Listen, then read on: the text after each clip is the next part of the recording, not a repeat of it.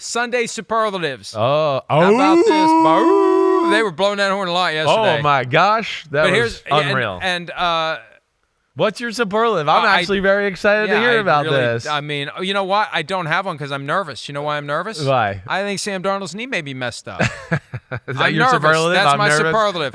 I'm nervous that it's over I'm nervous. before it even gets started. I'm nervous. It's going well, but I'm nervous. Didn't it look bad, though? It looked bad. He got hit from behind by Danielle Hunter. Yes. And he was down. Yes. And he had that look on his face of like, oh, man, damn it. Just when things are finally, we've all had that kind of like, damn it, it's always something like things are finally working out and son of a, man.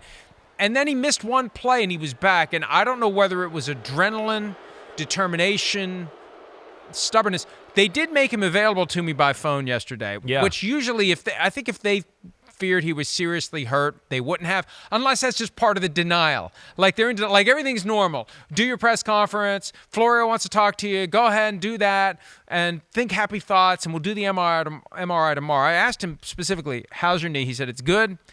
And that's as much as I'm going to say about it. It's like, well, why do you need to add that at the end if it's good? Yeah. And then, we're going to have the MRI tomorrow. Yeah. Well, I thought that's all you were going to say about it. Now you're telling me you're going to have the MRI. So I think everybody's going to be sweating out today with that MRI shows. Yeah, they should And when be. he goes to roll out of bed today, when the adrenaline's worn off, how's he going to feel? Right. Anytime the knee gets kind of hit on the side like that, right, that you always worry about that. I mean, of course, the ACL, which I don't think is the problem here, but the MCL, PCL, those become a problem. Hopefully he's okay. Because, like, the Vikings are real. Like, it's no longer just like, oh, hey, how did they find 3-0? This is a feel-good story. Like, they've dominated every team. There's nothing to look at to go, wait, I see like the ceiling falling or the walls collapsing here at some point. Like when you guys were 13-4 2 years ago, I was every game was a flip of a coin. I was sitting here telling you they're not even that good. I don't care if they get to the playoffs. They're not going anywhere. You thought they were better last year. Exactly. This year, it's even better than all the years. One, you guys can run the ball this year. I mean, you can run it. With two guys. With Aaron two Jones guys. and Ty Chandler. Exactly right. I mean, we know Sammy D's playing awesome. You know you got wide receivers. You can pass protect. And you got arguably the two hottest coordinators in the game, one of them being your head coach in O'Connell going right now, with a much better defense than you did the last 2 years. So I look at Minnesota and like, oh, wait, we got to stop talking about like, oh, this is a cool story with Sam Darnold and start going, no, this is one of the best teams in the NFC. And then I don't see anything to make me think it's going to change. I think they're going to be in that conversation. You beat the Niners. As long as Sam Darnold exactly. stays healthy. As long as you beat the Niners and then you beat the Texans the way you did yesterday, you're a good football team. That was dominant yesterday. Well, the final score of the Niners game was 23-17, but it was going to be 27-7. Right. They Aaron were controlling Jones was going the game to score, throughout. Fred Warner punched the ball out, and the 49ers took the ball all the way down the field to their credit and scored a touchdown. But that was domination. Yep. The score didn't show it. Yesterday was domination. Week 1 was domination. And now they go to Green Bay on Sunday. It's going to be awesome. Where they lost Cousins last year. Yeah. And the question is, will Darnold be there? Will it be Nick Mullins? Brett Rippon is the next option. Right. So. Yeah, be interesting. I've never seen, and this is where we got to give Brian Flores again. Hopefully he gets a head coaching job at some point in his life. It's going to be tough. It's going to be tough with that lawsuit. But that was, I would say, other than early season rookie C.J. Stroud, yesterday was the most uncomfortable I saw C.J. Stroud look since he became, the rookie phenom, right? Maybe there was a Jets game there in early December last year where he looked ugly. Concussed, I think, and they didn't take him out of the game. Yeah, right. So there's some stuff there. Yeah. But the defense, again, the brilliant disguises, the changing up of coverages, never letting an offense get in a rhythm. They find ways to expose your pass protections. There's the tight end blocking Greenard. Good luck. Oh, look, they knew they were going to slide. See, that's where the studying of Flores comes in. He realizes, they slide this way in certain moments. I'll blitz him here. He'll get free. Then, okay, here's your double A gap kind of Zimmer-type look. Are they going to blitz? Whatever. No, they drop out. They're awesome that way. They're extremely creative within being detailed in that, and it's hard to make those things coexist, and Flores is doing as good as anybody. Hearing Shanahan talk about it last week after. Right. It's just like, they mix it up. You have no idea what's coming. Nope. You can't predict it. You can't read it. You just have to sit back and wait and see what they do. Always have to have a plan for the all-out blitz, so every play you go, wait, we got to have the all-out blitz audible ready or the all-out blitz second call in the huddle.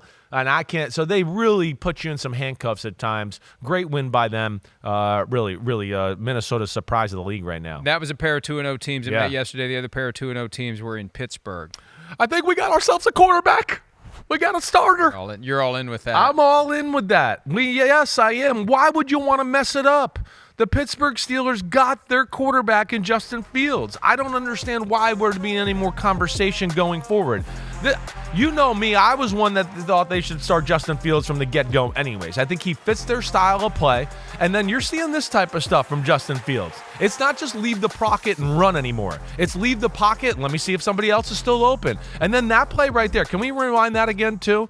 Right, like the two plays before, honestly, or just show the whole pack again, because I'd love to. We know we can run. They're running the ball a little bit traditionally too, which I just think it's all going to get better. So Najee Harris run game, and then you start to add more in Justin Fields run game, watch out.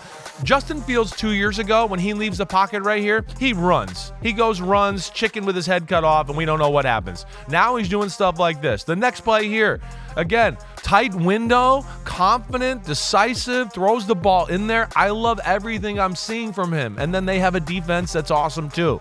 So why would you want to mess with this?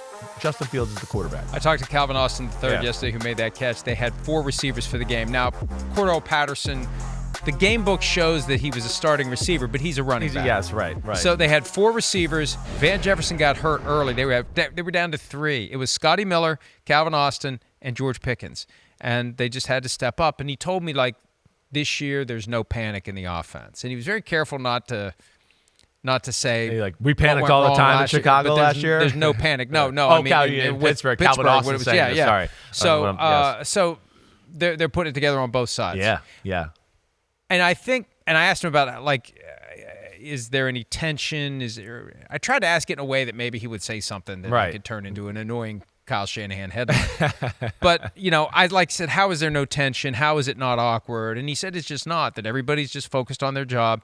You're going to hear talk, though. I said this last night. As the trade deadline gets closer, there'll be talk about trading Russell Wilson. They shouldn't do it because Justin Fields could get injured. Exactly. At $1.2 million, a Super Bowl winning quarterback, as your insurance policy against a Justin Fields injury, you don't give that up. Yes. No matter how badly Russell Wilson wants to go somewhere else, you don't give that up. 100%. You don't give up on your whole football team because one guy wants to go somewhere else. If he even does. All right. If he did, right. They got to protect their assets of their football team and go, wait, we're 3-0. We're one of the better teams in the AFC right now. Of course we're going to keep Russell Wilson as our backup. If Justin Fields goes down a few games, we got one of the better backups in the game. But, man, all in all, is looking good in Pittsburgh. The defense is real. We know that. Nate Herbig, he's the best backup outside pass rusher linebacker in football. I mean, the fact that they have him is incredible. We know T.J. Watt is great, and the offense it's going to get better. Arthur Smith is definitely an upgrade from what they've had there. We're seeing the run game, we're seeing some explosive plays in the pass game, and I think it'll only get better as we go along. All right, Seahawks, Dolphins, superlative there, and I hate to say this. Oh, okay. Pete who? Because I love Pete Carroll, and I think he should still be in the NFL. Right. But they apparently needed a change, and it's worked so far. Right. Mike McDonald, the guy they hired from the Ravens, Commanders wanted him. He went to the Seahawks instead. So far, so good. And it wasn't like – and Geno Smith had some comments after the game. He wasn't happy about the offense. It should have been 41-3. Yeah, it felt like that. And it was because the Dolphins could do nothing. And credit to the Seahawks defense. McDonald said he was sick to his stomach. Last week they gave up 185 rushing yards, even though they still managed to win in New England. They just completely suffocated the Dolphins. And Skylar Thompson's out now. Tim Boyle came in. Who knows what Thompson's status is? We know 3 more games at least Tua Tagovailoa is going to miss. The Dolphins are just kind of first time under Mike McDaniel they've been under 500. Yeah, but that's you look at the schedule. We got to go to Seattle week 3. And that's a tough one. And it's still as tough as it's ever been. It is. And then Mike McDonald, who we've seen, he has a propensity or an ability to slow this offense down. I mean, what did they beat the Dolphins by in December last year? 75-20? I mean, what was that game? They dominated the Dolphins, right? Even the year before they showed, in the great comeback I believe the Dolphins had, they played for 3 quarters and showed they understood how to stop the Mike McDaniel offense, let alone there's no Tua. The offense has been built around Tua. So, yeah, to expect anybody to be able to come in there and execute it to the way he can, absolutely not. The Dolphins looked like a team yesterday that was not very motivated to be there. Like, man, we don't have Tua. We can't win this game. They've been through a lot in 2 weeks. They have. Remember I said the Thursday night game against the Bills, one of the reasons I picked the Bills to win, everything they went through with the Tyreek Hill stuff and the aftermath of that, it's too much to overcome. It's too emotional. It takes too much out of you. Then you throw on top of it the Tua situation. I think they are drained, and it's not going to get any better. And when you're a team that's had great starts and struggled to finish, right? You do that for a couple of years. Yeah, you get start to a point where you just don't even. real? Why are we even doing the? Why are we even doing? Why even bother with the great start? We know what's coming. Yeah, like that works into your brain, and you're quicker to surrender, and that's going to be the test. It is. Can Mike McDaniel get them to dig deep and not surrender? And not give in. This was the question we had with Tua as the quarterback. Now they got to dig even deeper. Because it's not going to be the greatest show on turf and, the Harlem Globetrotters fast break and all of that. It's not going to happen. They got to get Tyler Huntley ready. They just signed him last week from the Baltimore practice squad. He was number 3 yesterday. Yes, he was. They got to get him ready. Yeah, they do. And they're going to have to find ways to get Tyreek Hill the ball still, maybe in a different way than they did when Tua was the quarterback. But, yeah, this is gut check time for the Miami Dolphins. And yesterday, they looked like a team that was, almost willing to accept defeat in a lot of ways. It just did not look like the heart of the fire was there. Seattle did some good things. Seattle can run the ball a little bit. Seattle can make some big plays in the pass game. We've seen that. That's exciting. Yeah, Geno threw a dumb interception backed up that gave Miami the field goal attempt at one point. And, yeah, they couldn't consistently move the ball in the second half to kind of put the game away. But nonetheless, they get it, and they're 3-0. We will see both of those teams Monday night. I hate the 2 games on Monday night. Not that they consult me, but we'll see the Dolphins against the desperate Titans, and we'll see the Seahawks against the Lions. Hi, it's Mike Florio. Thanks for watching PFT on YouTube. Hit subscribe for the latest news and analysis from Pro Football Talk.